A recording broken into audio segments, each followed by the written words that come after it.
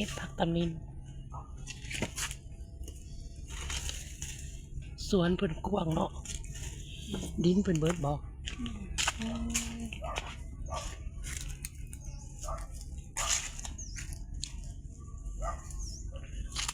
สวน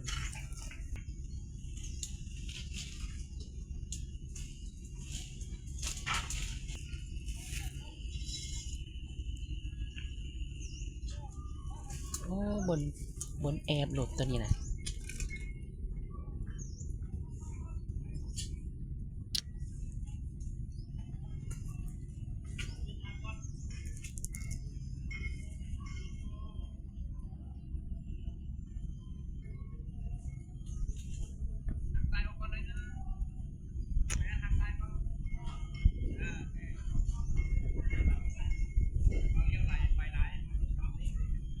โรงเรียนเสียงสอนขับรถ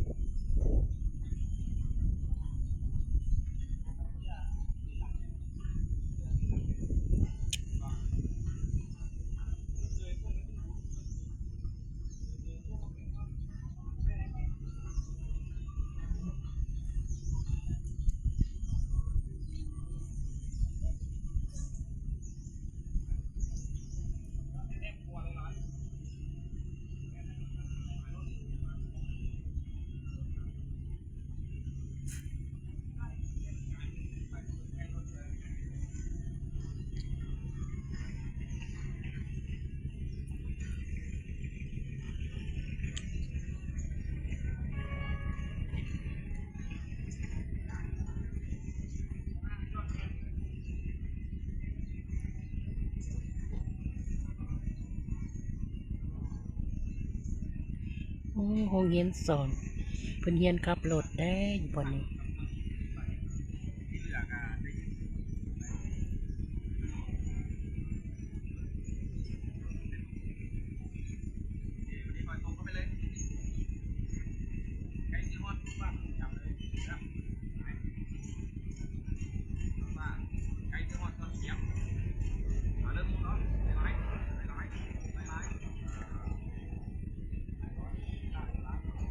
เพิ่นเรียนขับรถ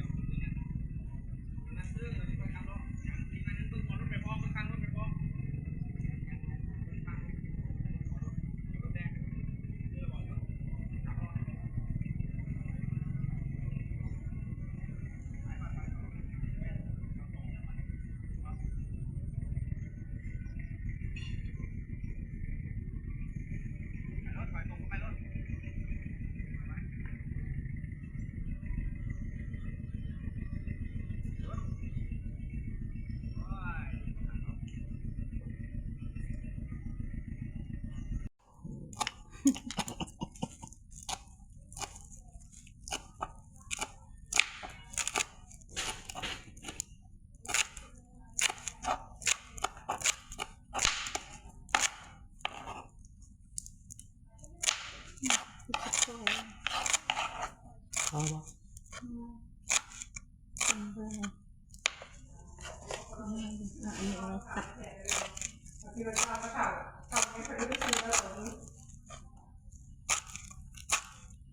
ใส่ไง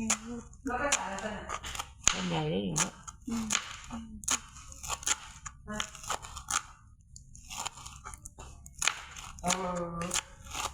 ถ้าใหญ่ก่อนได้เลิกกันสลับ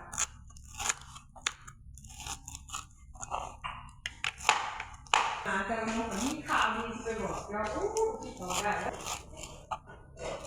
จะอยู่เพื่อนจะอยู่ใส่กล่องของเก่าวะ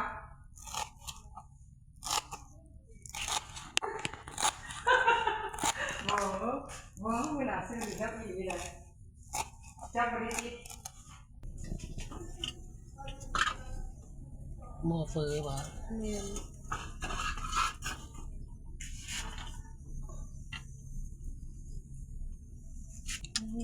แต่แซ่บไปเนาะ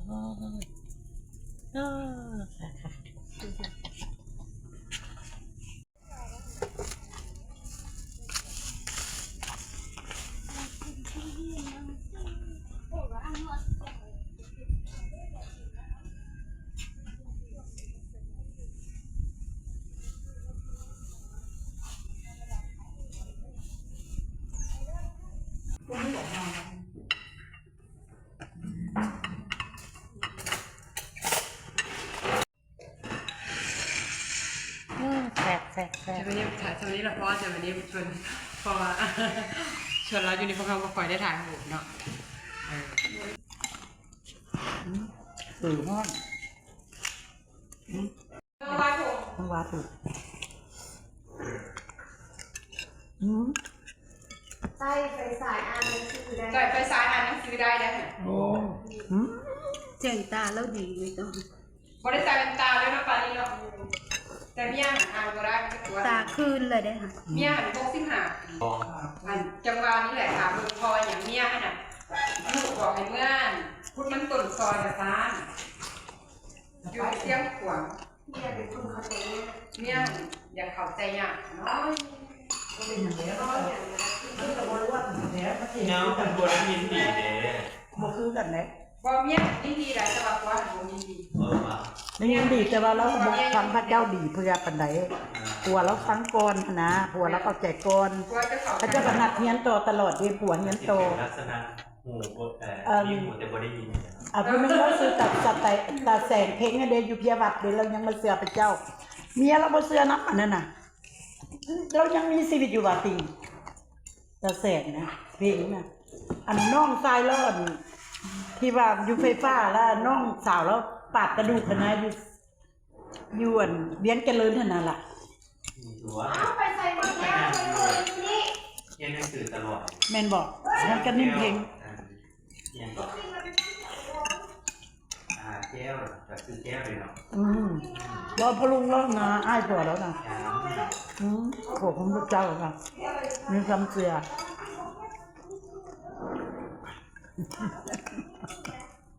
ขอบคุณพระเจ้าเนาะพระเจ้าเอ้ยฮะ อันก็ใหญ่โพด จะก็สองก็จ้ะ สองก็ โรเบิร์ตบ่ยังบ่ได้กินได้กินกับคำ ไม่เบิดกินเบิดจังไง พระเจ้าประหยัดนะครับ ตำซุป เจ้าก็กินก้อนตัว เอาคิดก็เห็นแล้วคนกันนะ มันเป็นอะไร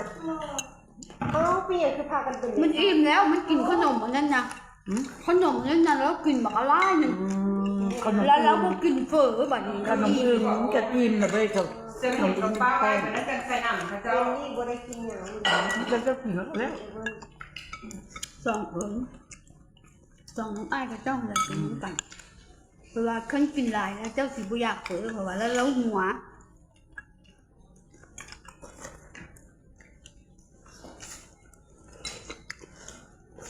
กองจะไม่นิ่มน้องแล้วเป็นไข้เอื้อยเราคือบุมาจัง คอยอยู่บนโทรหาบอกเป็นงานโต๊ะลุง พี่น้องเขาตัด ก่อนก่อนจะไหนก็โทรหาเสาร์นี้ต้องไปเปิดเน็ตก็ไปได้2 โมงก่อน ด้านพี่น้อง กินได้พวกก็ ศาสตร์ของทรงเบอร์ตันโต้ให้พี่น้องเนี่ยเพราะว่าวันนี้เราบอกเราสิมา อันเบิร์นนั้นโทรก็ได้ครับ อันโทษได้เป็นลูกโลกเป็นน้ำลูกน้องลูกโลกเห็นมันก็หักแม่ เฉพาะอะไรส่งข้อความไปอย่างก็เป็นข้อ เพราะฉะนั้นจะที่เขาบอกว่าอันละพาหาเต่าที่เราหนูก็คอยไปน่ะอันละเอ้าไปกูลงไม่เป็นรถเลยอีกพอเราเป็นไหนเอ้าอันกูเป็นซีรีส์ที่ว่าแล้วก็หาเจ้าของโทรหาแล้วแซดหาของหาโอ้โทรศัพท์ไปหน่อยหนึ่งว่าตัดเนี่ยมันเป็นไฟเป็นคอยไปนะแล้วอันเนี่ยกดมือใต้หยอดว่าน้ำพี่ที่เขามานั่นแล้วไป แต่เราจะต้องไปหาน้ำกินก่อนหาโครงการว่าแบบนี้เองตัวก็มีเศษด้วยจะตัวมีเศษเอาไว้นะมีประจับแต่โอ้โหจะทำอะไร เราไปเรียนที่เป็นไก่ก่อน ที่สั่งอัน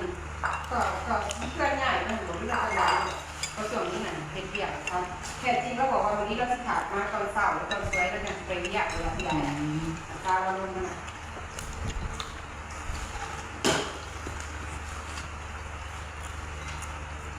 เขาเห็นเรื่องเหมาพักรู้ พันหนึ่งแล้วไม่เท่เลย มีพันห่างเพื่อน อันถือแบบ ถือก็ของป่าเนี่ย คือของไว้ เอาถือแล้วกับเพไว้เห็นดิ โอ้ยพุ่มเลยแหละพุ่มเลยเนาะมันเกิด รถจักรตี ตัดสินใจเองเลยมันอยู่บุกเกี่ยวกับไผ่แล้วก็บริคิดว่าจะไปอยู่กับไผ่เขาจะอยู่ส่วนตัวจริงอยู่ส่วนตัวแต่ว่าบ่มีอย่างคัดทองว่าสิจ้ามันก็โอเคแบบนี้มันบ่เป็นหยังบ่มีอะไรยุ่งกับไผว่าสิจ้าเรื่องนั้นเนาะ ถ้าไม่เห็นแล้วก็ว่าตะวันอยู่ในอกในโลกอยู่ในใจแล้วก็ว่าแบบนี้เนาะไปนี่เนาะแล้วบางคนก็เลยบอกแล้วก็เพิ่นว่าแบบนั้นเพิ่นว่าแบบนี้ แล้วเพิ่นคนนั้นเป็นถ่ายเลยถามแต่ก็ว่าอย่างน้อยนึงว่าผู้ถ่ายทุกคนยังยินอยู่ห้องเนาะ